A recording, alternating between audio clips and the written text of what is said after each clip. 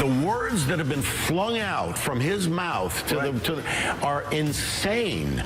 If he was not a celebrity, if Donald Trump was not a celebrity, the words that come out of his mouth you'd see a guy in a park, a lunatic in a park on a soapbox, and you'd walk right by him.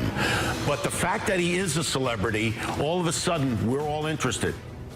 Actor and director Rob Reiner knows a thing or two about the inner workings of fame, and he made the case back in May that celebrity culture explained, in part, the rise of Donald Trump.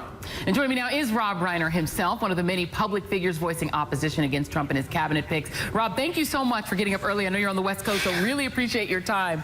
Thanks, Joy. I really wanted to talk to you. I've been following you on Twitter, and just everything you say, you kind of are speaking my inner thoughts. But you have a new film out that is about my other obsession, which is the Lyndon Johnson era. The film is called LBJ. It's about LBJ's life as a young man growing up in West Texas and his sort of journey to become a big political figure into the White House.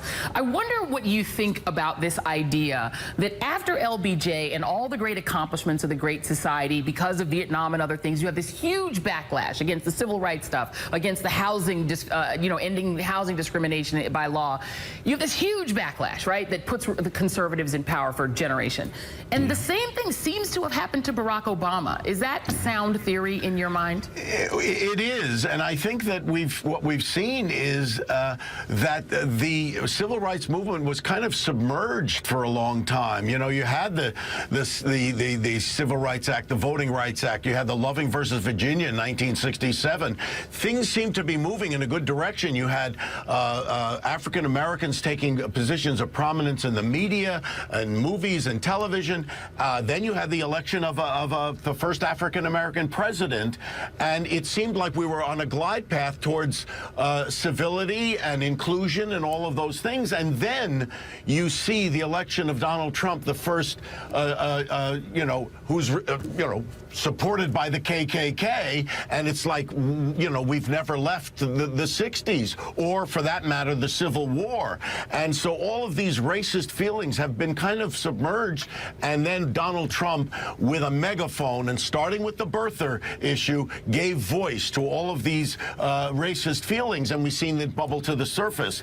It's interesting you mentioned LBJ, because we had a screening recently in Washington, D.C. for members of Congress, senators, and House of Representatives, and also Linda Johnson, Lyndon's, Linda Bird, Lyndon's daughter was there, and the expression of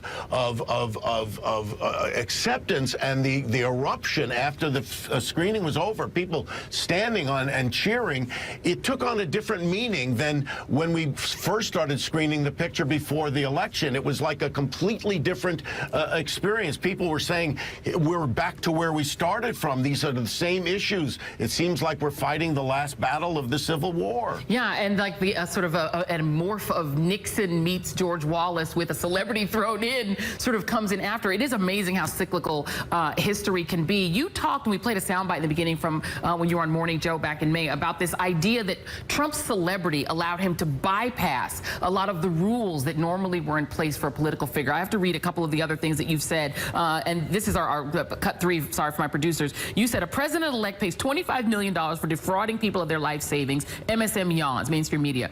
But use an email server illegally, now that's a story. Donald Trump embraces white supremacy, uses the presidency to enrich himself, shuts out the media. Welcome to a nationalist totalitarian oligarchy. We're about to inaugurate a pathological, lying, racist, anti-Semite, misogynist in league with Russia, and MSM is still giving him a free pass. You've been a big critic of what the media has done. Do you think that the media was sort of stymied by the volume of things that Donald Trump was throwing out, or was it his celebrity?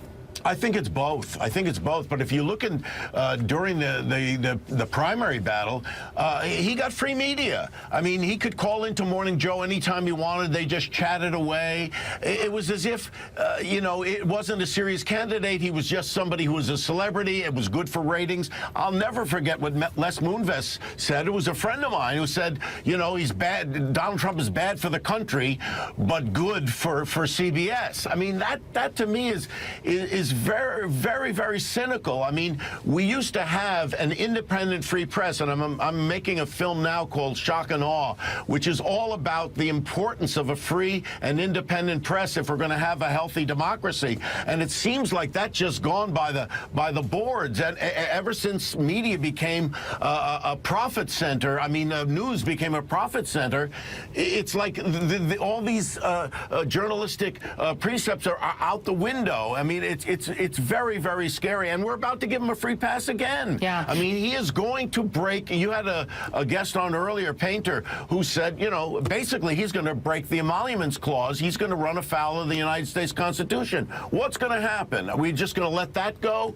I mean, it's astounding the free pass that this guy's been given. Yeah, I think a lot of people are worried that there won't be much pushback because he is simply refusing to abide by these norms, and after a while, people just sort of throw up their hands. You also talked about something that I think a lot of people who do you sort of have a love for shows like Seinfeld have brought up, because the Steve Bannon thing, it sticks in the craw of so many people who are Jewish, people who are people of color, because he's just there without comment, knowing that he came from this white nationalist website and ran it. You talked about the fact that it disgusts you, makes you sick that Trump's chief strategist is making money off of Seinfeld. He bought into it back in the day, and that he uses Seinfeld royalties to fund a number of his pet projects, including a slew of truly awful right-wing documentaries, publication of Clinton cash.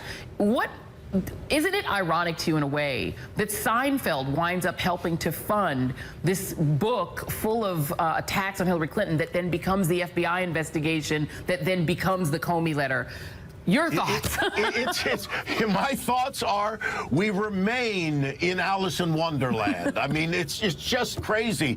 My wife, Michelle Reiner, Michelle Singer at the time, she took the photograph of Donald Trump that's on the cover of The Art of the Deal.